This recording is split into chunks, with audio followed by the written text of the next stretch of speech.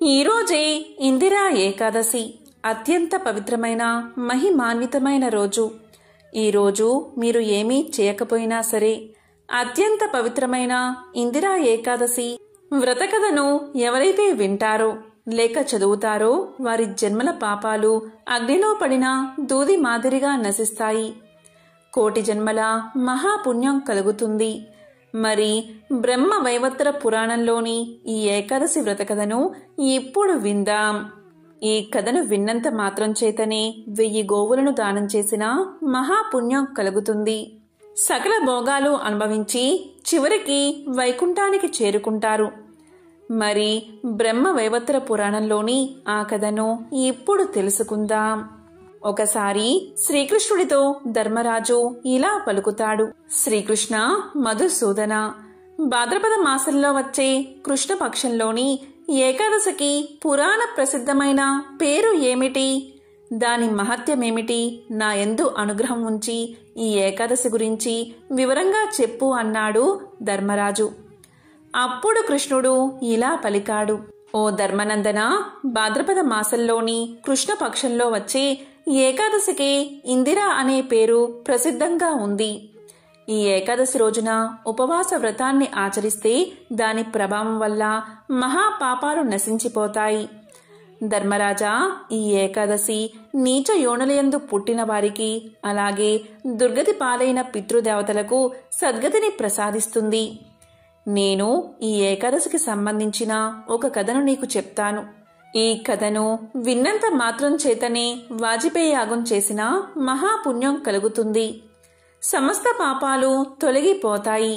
కాబట్టి ఈ కథను శ్రద్ధతో విను అంటూ శ్రీకృష్ణుడు ఇలా చెప్పడం ప్రారంభించాడు. పూర్వకాలంలో కృతయుగంలో శత్రువులను తేరి చూడ్డానికి కూడా వీలు కాని ప్రసిద్ధుడైన పరాక్రమవంతుడైన ఒక రాజు ఉండేవాడు. అతని పేరు ఇంద్రసేనుడు. ఇతను మాహిష్మతి నగరాన్ని రాజధానిగా చేసుకుని ధార్మికంగా రాజ్యపాలన చేసేవాడు. మంచి కీర్తిని యశస్సును గడించాడు. అతనికి బుద్ధివంతులైన కుమారులు, మనుమలు, అనేక సంపద చాలా ఉంది. ధన ధాన్యాది అష్ట ఐశ్వర్యాలు ఉన్నాయి. ఈ ఇంద్రసేన మహారాజుకు విష్ణుభక్తి కూడా చాలా ఎక్కువగానే ఉంది. ఇతను నిరంతరం భగవానుడిని గోవిందనామాలు జపం చేస్తూ ఉండేవాడు. పెద్దల దగ్గర ఆధ్యాత్మిక విచారణ చేస్తూ ఉండేవాడు. ఆ దేవదేవుని అందమైన రూపాన్ని నిరంతరం ధ్యానం చేస్తూ ఉండేవాడు. ఆ మాధుర్యాన్ని అనుభవిస్తూ ఉండేవాడు. ఇలా ఉండగా ఒక రోజున ఇంద్రసేన మహారాజు తన దర్బారులో మంత్రి, సామంతులు, ఇతరులందరితో సభ తీర్చి ఉన్నాడు. రాజ కార్యక్రమాల మీద ఇష్టాగోష్ఠి జరుపుతున్నాడు. ఇంతలో ఆకాశం నుండి నారద మహర్షి సరాసరి ఇంద్రసేనుడి సభలోకి ప్రవేశించాడు. నారదుడు అంటే నారం దత్తాచీతి నారదః అని అర్థం. అంటే అందరికీ జ్ఞానాన్ని పంచిపెట్టి అజ్ఞానాన్ని నశింపచేసేవాడని అర్థం అని పెద్దలు చెబుతూ ఉంటారు. ఇలా అనుకోకుండా ఆకస్మికంగా వచ్చిన నారద మహర్షిని చూసిన మహారాజు తన పరివారంతో సహా ఎదురు వెళ్లాడు. మహావైభవంగా నారదుడికి పూజ చేశాడు. పవిత్రమైన ఆసనం మీద కూర్చోపెట్టాడు. చేతులు జోడించి వినయంతో వంగి నిలబడ్డాడు. ఇక నారదముని సుఖంగా కూర్చుని ఇలా అన్నాడు. రాజా, మీ రాజ్యంలోని 7 అంగాలు క్షేమంగానే ఉన్నాయా అని కుశల ప్రశ్నలు వేశాడు మహారాజుని. అంతేకాదు మళ్ళీ ఇలా అన్నాడు. ఇంద్రసేన, నీ బుద్ధి ఎల్లప్పుడూ ధర్మమునందే నిలిచి ఉంటుందా? విష్ణుభక్తిని విశేషమైన ఆధారంతో ఆచరిస్తున్నావా అని అడిగాడు. అప్పుడు మహారాజు ఇలా పలికాడు. నారద మహర్షి, మీ అనుగ్రహం వల్ల నాకు, నా పరివారానికి 7 అంగాలకు కుశలమే. ఈరోజు మీ దర్శన భాగ్యం కలిగినందువల్ల ఇంతకు ముందు నేను చేసిన యజ్ఞ యాగాది సత్కర్మలన్నీ సార్థకమయ్యాయని నేను అనుకుంటున్నాను. కాబట్టి ఓ బ్రహ్మర్షి, ప్రస్తుతం మీరు నా వద్దకు వచ్చిన కారణాన్ని చెప్పి నన్ను అనుగ్రహించండి అన్నాడు మహారాజు. దానికి నారదుడు ఇలా పలికాడు. మహారాజా, నేను చెప్పబోయే మాటలు నీకు ఆశ్చర్యాన్ని కలిగిస్తాయి. జాగ్రత్తగా విను. నేను చాలా సంవత్సరాల క్రితం బ్రహ్మలోకానికి వెళ్ళాను. అక్కడి నుండి మరొక పని మీద యమలోకానికి వెళ్ళాను. ఇక్కడే జాగ్రత్తగా విను. ఆ యమలోకంలో ధర్మరాజు నాకు సకల మర్యాదలు చేశాడు. నన్ను భక్తితో పూజించాడు. పెద్ద సింహాసనాన్ని ఇచ్చి కూర్చోబెట్టాడు. అక్కడ నీ తండ్రి అయిన సత్యవంతుడు ధర్మరాజు సభలో ఉన్నాడు. నీ తండ్రి కూడా పరమ ధార్మికుడే. చాలా పుణ్యకార్యాలు ఆచరించాడు. మరి ఏదైనా వ్రతాన్ని ఆచరించడంలో చిన్న దోషమేదైనా జరిగిందో ఏమో. ఆ దోషం కారణంగా నీ తండ్రి యమలోకానికి పోవాల్సి వచ్చింది. అయినా యమలోకంలో నీ తండ్రి గౌరవ మర్యాదలకు ఏమాత్రమూ లోటులేదు. కాని సుఖంగా స్వర్గంలో ఉండవలసిన వాడు పోయి యముని సభలో సభ్యునిగా ఉండవలసి రావడమే పెద్ద లోటు. కాబట్టి ఇంద్రసేన మహారాజా, మీ తండ్రి నన్ను ఏకాంతంగా కలుసుకున్నాడు. నీకు ఒక సందేశాన్ని పంపించాడు. నేను నీకు ఆ సందేశాన్ని తెలియచేయడం కోసం ఇక్కడికి వచ్చాను. ఆయన నాకు ఏం చెప్పాడు అంటే, ఓ బ్రహ్మర్షి, ప్రస్తుతం మాహిష్మతి నగరాన్ని ఇంద్రసేనుడు అనే రాజు పరిపాలిస్తున్నాడు. అతను చాలా ప్రఖ్యాతి గడించాడు. అతని దగ్గరకు వెళ్లి మీ తండ్రి యమధర్మరాజు సభలో ఉన్నాడని తెలియచేయండి. పూర్వజన్మలో చేసిన పుణ్యకర్మల్లో ఏదైనా వ్యంగ్యం కలిగినందువల్లే నేను యమలోకంలో పడి ఉండవలసి వచ్చింది. కాబట్టి కుమారా, భాద్రపద బహుళ ఏకాదశి వ్రతాన్ని ఆచరించు.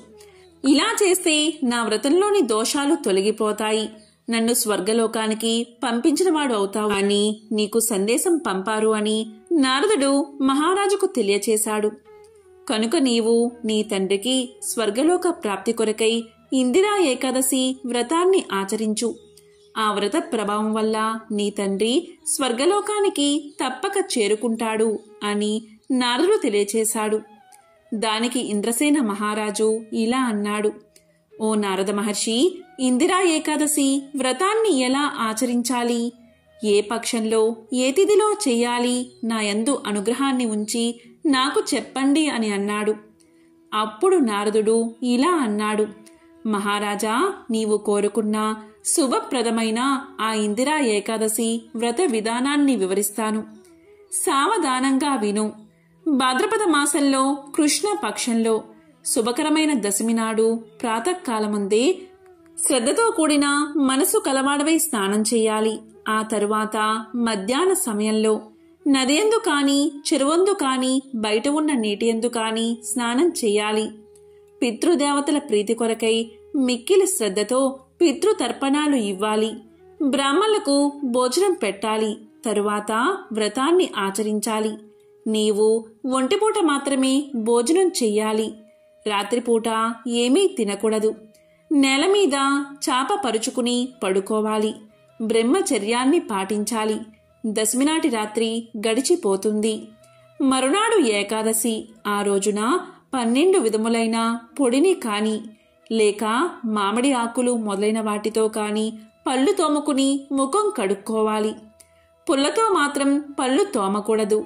ప్రాతకాలమందే ఉపవాస నియమాలను భక్తి శ్రద్ధలతో స్వీకరించాలి. తరువాత ఇలా మనసులో అనుకోవాలి, ఓ పుండరీకాక్ష, ఈ రోజున నేను నిరాహార దీక్షతో ఉంటాను. సమస్త భోగ పదార్థాలను విడిచిపెడతాను. రేపు ద్వాదశి నాడు భోజనం చేస్తాను.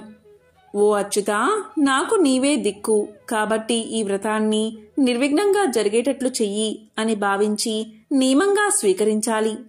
కాబట్టి రాజా, సాలగ్రామాన్ని పూజించి పవిత్రులైన బ్రాహ్మణోత్తములకు భోజనం పెట్టాలి. దక్షిణ మొదలైన వాటిని ఇచ్చి సాగనంపాలి. బ్రాహ్మణులు తిన్న తర్వాత మిగిలిన పితృశేషాన్ని, అన్నాన్ని మొదలైన వాటిని కేవలం వాసన మాత్రం చూసి వాటిని ఆవుకు పెట్టాలి. నీవు విచక్షణ జ్ఞానం కలవాడవు కనుక నీకు ప్రత్యేకంగా చెప్పాల్సిన పని లేదు. వ్రతం చేసేవారు తినకూడదు.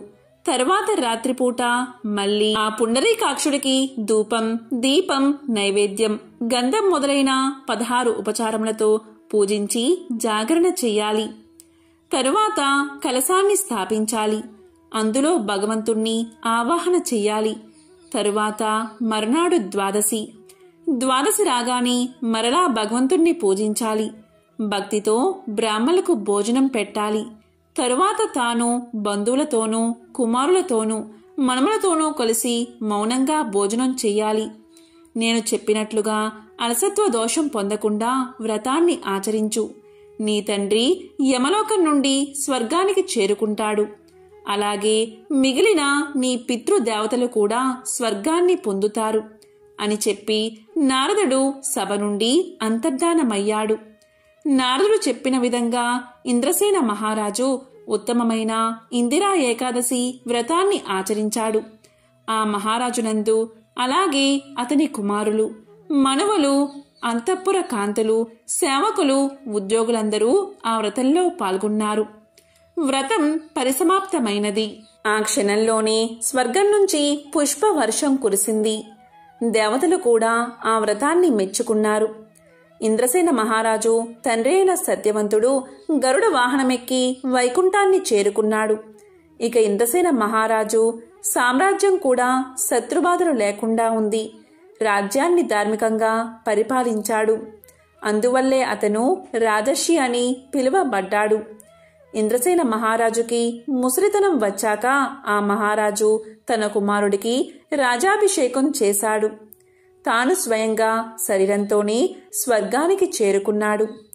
ఇదేనయ్యా ఇందిరా ఏకాదశి వ్రత మహత్యమని ధర్మరాజుకు శ్రీకృష్ణుడు తెలియచేశాడు.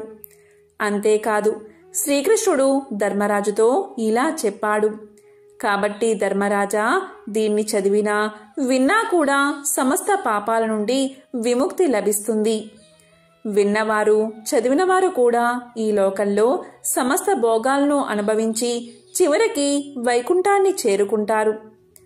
కాబట్టి ఎంతో పవిత్రమైన బ్రహ్మ వైవత్ర పురాణంలోని ఈ కథను విన్నా, చదివినా, చెప్పినా, వినిపించినా సకల శుభాలు కలుగుతాయి. జన్మల దోషాలు తొలగి కోటి జన్మల పుణ్యం వస్తుంది. పితృపక్షంలో వచ్చే ఇందిరా ఏకాదశి పుణ్యాన్ని పూర్వీకులకు సమర్పిస్తే నరకానికి వెళ్లిన పూర్వీకులు స్వర్గప్రాప్తి పొందుతారని పురాణాలు చెబుతున్నాయి. ఏకాదశి సందర్భంగా ఏకాదశి అమ్మవారి జన్మ వృత్తాంతాన్ని ఇప్పుడు తెలుసుకుందాం. అనగనగా మురాసురుడు అనే రాక్షసుడు ఉండేవాడు. అతను మహాబలవంతుడు. ఇంద్రాది దేవతలను సైతం ఓడించి త్రిమూర్తుల మీదకే కాలు దువ్వడం మొదలుపెట్టాడు మురాసురుడు. ఆ బ్రహ్మ రాక్షసుని బారి నుంచి తమను కాపాడమంటూ ముల్లోకాల్లోని దేవతలంతా విష్ణుమూర్తిని ఆశ్రయించారు. దాంతో విష్ణుమూర్తి యుద్ధానికి సన్నద్ధుడై మురాసురుడితో తలపడ్డాడు. ఇరువురికి మధ్య భీకరమైన సంగ్రామం మొదలైనది. 100 సంవత్సరాలుగా యుద్ధం జరుగుతూ ఉన్నా ఎవరికి స్పష్టమైన గెలుపు రాకుంది. ఈ లోపల విష్ణుమూర్తి యుద్ధంలో తనకు కలిగిన అలసటను తీర్చుకునేందుకు ఓ గుహలో విశ్రమించాడు. విష్ణుమూర్తి విశ్రాంతి తీసుకుంటున్న విషయం మురాసుడికి చేరింది. విష్ణువు నిద్రలో ఉండగానే అతన్ని సంహరించాలి అనుకుని నిదానంగా ఆ గుహను చేరుకున్నాడు మురాసురుడు. కాని విష్ణుమూర్తిది అంతా యోగనిద్ర కదా. ఎప్పుడైతే చెడు తలంపుతో ఆయన దగ్గరకు మురాసురుడు చేరుకున్నాడో వెంటనే విష్ణుమూర్తిలోంచి ఒక శక్తి ప్రభవించింది. ఆమెనే ఏకాదశి. కేవలం తన కంటి చూపుతోనే ఆ మురాసురుణ్ణి భస్మం చేసింది ఏకాదశి దేవి. తన రక్షణ కోసం ప్రత్యక్షమైన ఏకాదశి దేవతను చూసి విష్ణుమూర్తి చాలా ప్రసన్నుడు అయ్యాడు. నీకేం వరం కావాలో కోరుకోమంటూ అభయాన్ని వసగాడు. దానికి ఏకాదశీదేవి తాను ఒక ముఖ్యమైన తిథిగా నిలిచిపోవాలని, ఎవరైతే ఆ రోజున ఉపవాసముండి విష్ణుమూర్తిని ధ్యానిస్తారో వారి పాపాలన్నీ హరించుకుపోవాలని కోరుకుంది. ఆమె కోరికలకి విష్ణుమూర్తి తన అంగీకారాన్ని తెలపడంతో ఏకాదశికి విశిష్టత ఏర్పడింది. మురాసురుని సంహరించినందుకు విష్ణుమూర్తికి కూడా మురారి అన్న పేరు సార్థకమైనది. ఇందులో తాత్విక సందేశం కూడా ఉంది. విష్ణువు ఉండే గుహ ఎక్కడో లేదు, దేహమే దేవాలయమని శాస్త్ర నిర్ణయం. ఉపనిషత్తులు తెలిపినట్లుగా ప్రతి మానవ హృదయ గుహలోనూ పరమాత్మ ప్రకాశిస్తున్నాడు. అంత దగ్గరలో ఉన్న పరమాత్మను ఉద్దేశించి ఏకాదశి వ్రతాన్ని నియమంగా ఆచరించాలి.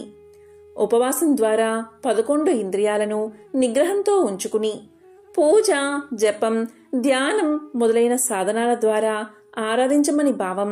పంచ జ్ఞానేంద్రియాలు, పంచ కర్మేంద్రియాలతో కలుపుకుని మొత్తం 10. వాటితో పాటు మనస్సు అనే 11 ఇంద్రియాల ద్వారా పాపాలు చేస్తారు మానవులు. ఆ 11 అజ్ఞానానికి స్థానం. అందుకే 11 స్థానాల్లో ఉన్న అజ్ఞానానికి ప్రతినిధి అయిన మురాసురుణ్ణి జ్ఞానప్రదాయిని అయిన ఏకాదశి మాత్రమే సంహరించగలదు. అందుకే ఏకాదశి వ్రతాన్ని నిష్ఠగా ఆచరించిన వారు జ్ఞానవంతులు అవుతారని శాస్త్రాలు చెప్తున్నాయి. రామశాస్త్రి నగరంలో పేరున్న వైద్యుడు. ఆ నగరమున్నది ఒక నది సమీపంలో. ఆ నదికి పుష్కరాలు వచ్చిన సందర్భంగా ఒక సాయంకాలం పూట రామశాస్త్రి యొక్క చిన్ననాటి స్నేహితులు అయిన శ్రీహరి, విఠలు అతని ఇంటికి వచ్చారు. శ్రీహరి బడిలో పంతులు, విఠలు ఒక గ్రామంలో న్యాయాధికారి. రామశాస్త్రి తన మిత్రులను ఊళ్ళో ఉన్న దేవాలయాలన్నిటికీ తిప్పించి చీకటి పడే వేళకి ఇంటికి తీసుకువచ్చి తన స్నేహితులకు కూడా వంట చేయమని తన భార్యకు చెప్పి ముందు గదిలోకి వచ్చి కూర్చుని తన స్నేహితులతో కబుర్లు చెప్పసాగాడు. రామశాస్త్రి తన 2 స్నేహితులతో ఇలా అన్నాడు. అతను తన విధిని నిర్వహించడంలో ఒకసారి అక్రమంగా ప్రవర్తించిన మాట తన స్నేహితులతో ఈ విధంగా చెప్పాడు. మా ఊళ్ళో ఒక గొప్ప ధనికుడు నెలలా విందు చేసి దానికి గొప్పవాళ్ళను మాత్రమే ఆహ్వానించేవాడు. ఒకసారి నాకు కూడా ఆహ్వానం వచ్చింది.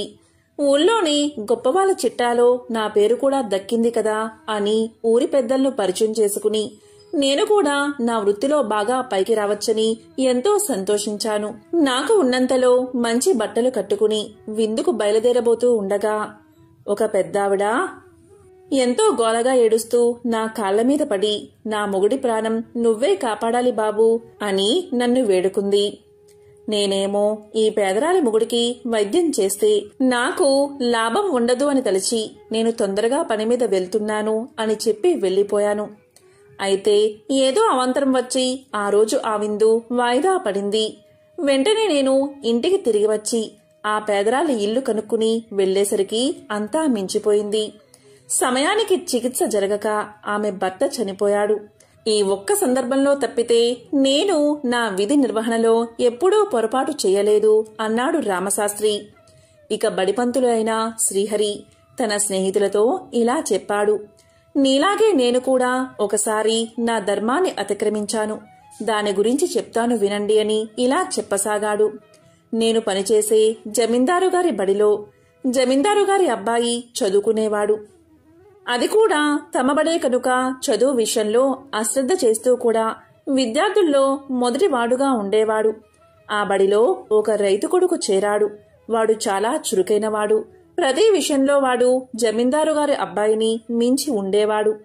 అందుచేత జమీందారుగారి అబ్బాయి ఆ రైతు కొడుకును బడి నుంచి పంపేయమని నన్ను కోరాడు. వాడు చెప్పినట్లు చేయకపోతే నా ఉద్యోగం ఎక్కడ ఊడిపోతుందో అని నేను ఆ రైతు కొడుకును చెప్పని పాఠశాలలో ప్రశ్నలు వేసి ఆ పాఠాలు ఇంకా చెప్పలేదు అన్నందుకు వాడి మీద ఎంతో ఎత్తున లేచి వాడిని ఒకనాడు బడి నుంచి వెళ్లగొట్టాను. రైతుకు తన కొడుకుకు జరిగిన అన్యాయం గురించి తెలుసు. అయినా అతను మెదలకుండా ఊరుకున్నాడు. ఆ విధంగా చదువుకుని పైకి రావాల్సిన రైతు కొడుకు తండ్రితో పాటు పొలం పనులు చేసుకోవాల్సి వచ్చింది అని తెలియచేశాడు 2వ స్నేహితుడు. ఇక 3వ స్నేహితుడు అయినా న్యాయాధికారి ఇలా చెప్పసాగాడు. మీలాగే నేను కూడా ఒకసారి నా విధిని నిర్వహించలేకపోయాను అంటూ ఇలా చెప్పసాగాడు. ఒకసారి నా దగ్గరకు ఒక వివాదం వచ్చింది. ఒక పెద్ద వ్యాపారి తన జాగాలో పెద్ద భవంతి కట్టుకున్నాడు. అతని స్థలానికి ఆనుకుని ఒక కాపు, స్థలం, గుడిసె ఉన్నాయి. ఎంతగా అడిగినా కాపు ఆ స్థలాన్ని వ్యాపారికి అమ్మలేదు. వ్యాపారి తన మనుషుల చేత కాపువాడి గుడిసె కూలదోసి స్థలాన్ని ఆక్రమించుకున్నాడు. ఆ నిజం నాకు తెలుసు. కాని నా చెల్లెల్ని ఆ వ్యాపారి కొడుకు ఇచ్చి పెళ్లి చేసేందుకు మాటలు జరుగుతున్నాయి. ఆ వ్యాపారి బోలెడు పలుకుబడి కలవాడు. అందుచేత నేను ఆ వ్యాపారికి అనుకూలంగా తీర్పు చెప్పాను. ఇదొక్కటే నేను నా వృత్తిలో చేసిన అక్రమం అన్నాడు విఠలు. మొత్తం మీద మనమంతా మన విధులను సక్రమంగా నెరవేరుస్తున్నట్లే. ఇక భోజనాలకి లేద్దాము అంటూ రామశాస్త్రి వంటింట్లో అడుగుపెట్టి నిర్గాంత పోయాడు. అతని భార్య వంట చేసే ప్రయత్నంలో లేదు. తలుపు పక్కనే కూర్చుని ముందు గదిలో జరిగిన సంభాషణలు వింటుంది. ఇదేమిటి ఇలా కూర్చున్నావు, వంట చెయ్యలేదా అని రామశాస్త్రి అడిగాడు. అప్పుడు ఆమె, లేదు, ఈ పూటకు నాకు ఒళ్ళు నొప్పులుగా ఉన్నది అని పలికింది. ఆ మాటకు రామశాస్త్రికి ఒళ్ళు మండిపోయింది. ఈ సమయానికి పూటకూళ్ళు కట్టేసి ఉంటారు. రాకరాక వచ్చిన నా స్నేహితులు పస్తున పడుకోవాలా? నాకు కూడా ఎంతో ఆకలిగా ఉంది. ఆ కోపంతోనూ ఆకలితోనూ అతను తన భార్య మీద చేయి చేసుకోబోయాడు. వెంటనే అతని భార్య ఇలా పలికింది, ఆగండి, నేను ఒక్కసారి నా విధిని నిర్వర్తించినందుకే నన్ను కొట్టవచ్చారు. ఏమైపోయిందని ఒక్క పూట తిండి లేకపోతే ఎవరూ చచ్చిపోరు. వైద్యుడు తన విధి నిర్వహించకపోతే ప్రాణం పోతుంది. గురువు విద్యార్థి పట్ల అక్రమంగా ప్రవర్తిస్తే వారి జీవితమే నాశనం అయిపోతుంది. న్యాయాధికారి అక్రమంగా ప్రవర్తిస్తే ఒక మనిషి అనవసరంగా శిక్షకు గురవుతాడు. ఈ వృత్తులను చేసేవాళ్లు ఒకసారి తమ విధి నిర్వహణలో పొరపాటు చేసినా క్షమించరాదు. అలాంటి వాళ్లు ద్రోహం చేసినట్లే లెక్క. అసలు ముందు మీ ముగ్గురు ఈ విషయం తెలుసుకోండి. మీరు బయటకు వెళ్ళినప్పుడు వంట చేసేశాను. కాళ్ళు కడుక్కుని రండి, వడ్డిస్తాను అంది రామశాస్త్రి భార్య. ఆమె అన్న మాటలకు ఆ ముగ్గురు సిగ్గుతో తలదించుకున్నారు. కాబట్టి ఎంతో పవిత్రమైన ఈ రోజు ఈ కథను విన్నా, చెప్పినా, చదివినా సకల శుభాలు కలుగుతాయి. జన్మల దోషాలు తొలగి కోటి జన్మల పుణ్యం వస్తుంది. మోక్షాన్ని ప్రసాదించే గజేంద్ర మోక్షం కథను ఒక్కసారైనా వింటే చాలు. జన్మల పాపాలు తొలగి మోక్షం కలుగుతుంది. శ్రీ మహావిష్ణువు యొక్క సంపూర్ణ అనుగ్రహం కలుగుతుంది. మరి ఆ కథ ఏంటో ఇప్పుడు ఈ వీడియోలో తెలుసుకుందాం. భాగవతంలో గజేంద్ర మోక్షం కథ వివరించబడి ఉంది. ఒకసారి శుక్ర మహర్షి శ్రీ మహావిష్ణువు గజేంద్రుణ్ణి కాపాడడం కోసం భూలోకానికి వచ్చాడని పరీక్షిత్ మహారాజుకు తెలియచేశాడు. అప్పుడు పరీక్షిత్ మహారాజు గజేంద్రుడి కథను వివరించమని శుక్ర మహర్షిని వేడుకున్నాడు. మరి ఆ కథ ఏంటో ఇప్పుడు ఈ వీడియోలో తెలుసుకుందాం. క్షీరసాగర మధ్యంలో త్రికూటమనే పర్వతముంది. ఆ పర్వతానికి 3 శిఖరాలు ఉన్నాయి. ఒక శిఖరం బంగారంతో, ఇంకో శిఖరం ఇనుముతో, మరొకటి వెండితో అలరారుతూ ఉండేవి. ఆ కొండల మీద రకరకాలైన గగనచారులు, కిన్నెరలు విహరిస్తూ ఉండేవారు. ఆ పర్వతం మీద ఉన్న అడవులలో అడవి దున్నలు, ఖడ్గ మృగాలు, ఎలుగుబంట్లు మొదలైన క్రూర మృగాలతో పాటు ఏనుగులు కూడా ఉండేవి. ఆ ఏనుగులు గుంపులు గుంపులుగా తిరుగుతూ విహరిస్తూ ఉండేవి.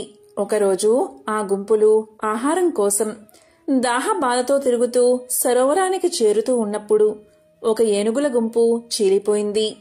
అందులోని ఆడ ఏనుగులు గజరాజును అనుసరించి ఇంకో సరోవరాన్ని చేరుకున్నాయి. అలా ఏనుగులు చేరుకున్న ఆ సరోవరం అతి విశాలమైనది. ఆ సరోవరం నిండా వికసించిన కలువలు, తామరలు, ఇంకెన్నో జలచరాలు నివసిస్తూ ఉన్నాయి. వాటిలో కొన్ని మొసళ్లు కూడా ఉన్నట్లు ఏనుగులకు తెలియదు. ఆడ ఏనుగులు దాహ బాధ తీర్చుకుని జలక్రీడలు జరిపి బయటకు వచ్చిన తరువాత గజరాజు కూడా సరోవరంలోకి ప్రవేశించి నీళ్లు తాగి తొండం నిండా నీరు నింపి గగనవీధిలోకి చిమ్ముతున్నాడు. ఆ విధంగా నీటిని చిమ్ముతూ ఉంటే సరోవరంలోని కర్కాటక మీనాలు రోదసిలోని మీన కర్కాటకాలను చేరినట్లు కనిపించింది. ఇలా ఆ గజరాజు జలక్రీడ జరుపుతూ ఉన్న సమయంలో ఆ చెరువులో ఉన్న ఒక ముసలి ఆ గజరాజు యొక్క కాలును పట్టుకుంది. పట్టు విడిపించుకుని తొండంతో దెబ్బ తీయాలని ఆ ఏనుగు చూసింది. వెంటనే ఆ ముసలి ఏనుగు యొక్క ముందు కాళ్ళు పట్టుకుంది. ఆ ఏనుగు తన దంతాలతో ముసలిని కుమ్మి విడిచింది. అప్పుడు ఆ ముసలి వెనుకవైపు వచ్చి ఏనుగు తోకను కుమ్మి చీల్చింది. అలా ఆ కరి మకరం ఒకదాన్ని ఒకటి కుమ్మి చీల్చుకుంటూ ఉండగా కరిబలం సన్నగిల్లుతుంది. జలమే తన నివాస స్థానం అవడం వల్ల మకరం బలం అంతకంతకు పెరుగుతూ ఉండడంతో గజరాజు నీరసిస్తుంది. ఈ విధంగా ముసలితో పోరు సాగించలేక దీనావస్థలో పడిన ఆ గజరాజు మకరాన్ని గెలవడం తన వల్ల కాదు అని నిశ్చయించుకుని తన్ని రక్షించమంటూ సర్వేశ్వరుడైన నారాయణుణ్ణి ప్రార్థించాడు. ఈ విధంగా ప్రార్థించాడు.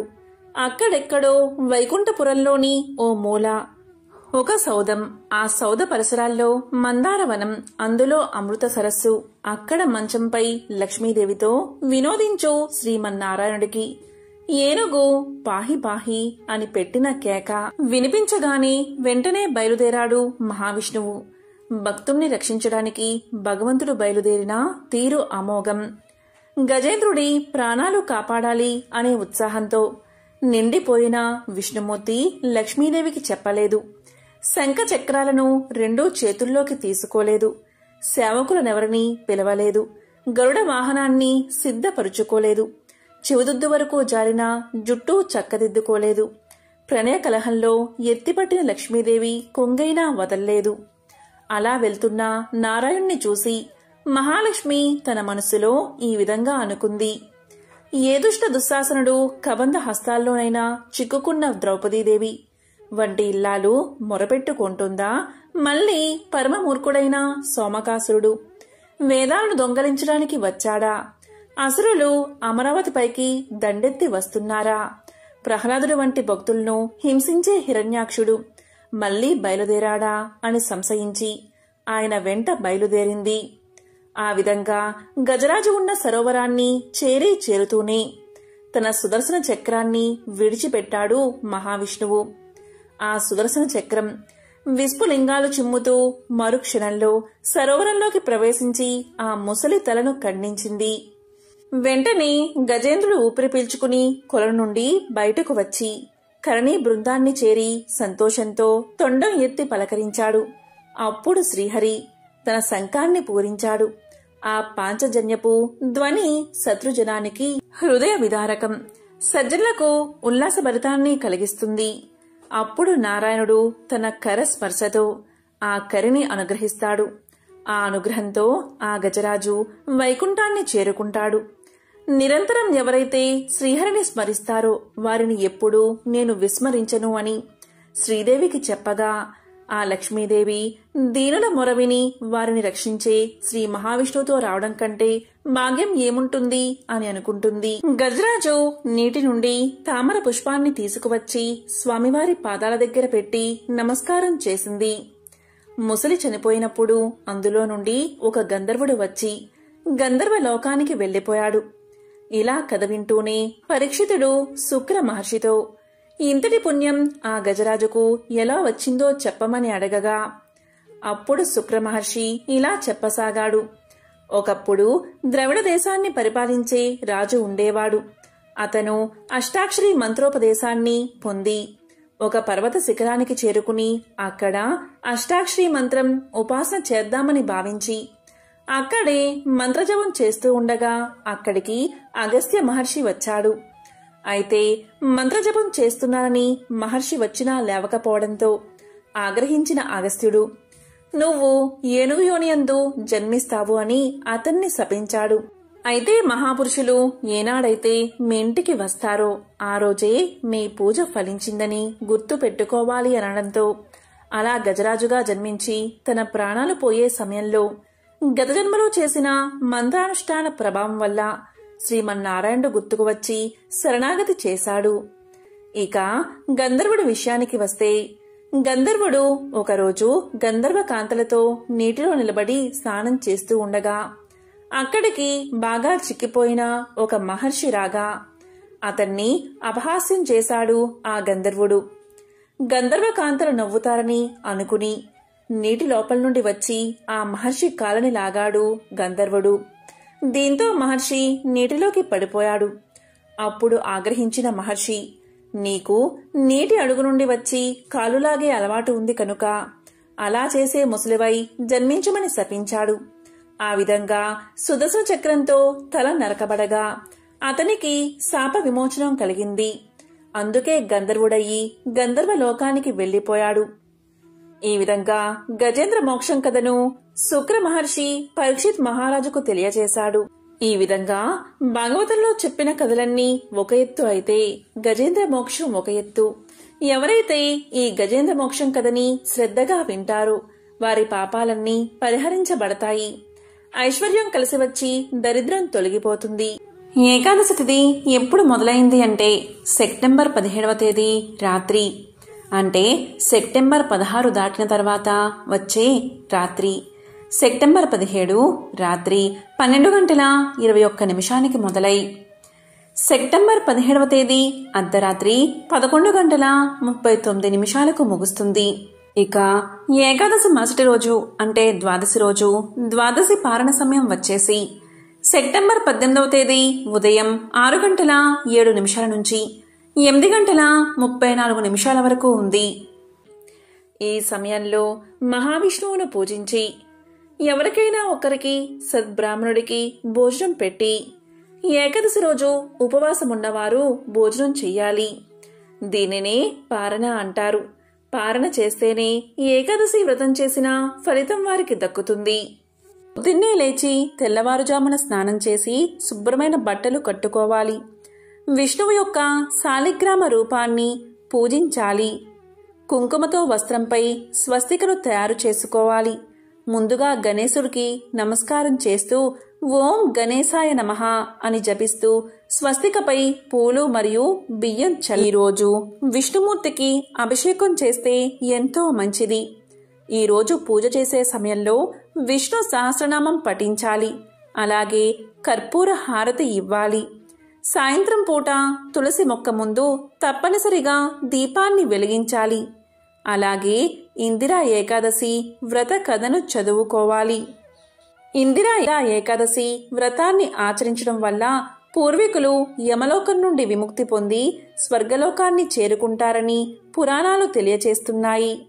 అలాగే ఈరోజు పూర్వీకుల పేరుతో దాన ధర్మాలు చేయడం వల్ల మరణం తర్వాత యమదూతకు భయపడకుండా మీ ఆత్మ ప్రయాణం సులభతరం అవుతుంది.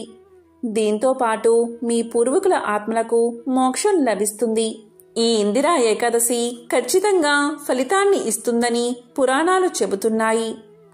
ఈరోజు తప్పనిసరిగా తులసి చెట్టు ముందు 5 నెయ్యి దీపాలు వెలిగించి 11 ప్రదక్షిణలు చెయ్యాలి. ఓం నమో భగవతే వాసుదేవాయ, ఓం నమో భగవతే వాసుదేవాయ అనే మంత్రాన్ని జపించాలి. ఇలా చేయడం వల్ల పూర్వజన్మలో మీరు చేసిన పాపాలన్నీ తొలగిపోతాయి. పూర్వీకుల నుండి పుణ్యఫలం పొంది ఇంట్లో సుఖశాంతులు లభిస్తాయి.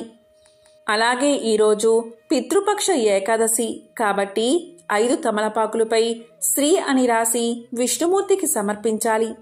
అనంతరం ఆకులను ఎర్రని వస్త్రంలో కట్టి వాటిని భద్రంగా ఏదైనా అల్మారా వంటి ప్రదేశంలో ఉంచాలి.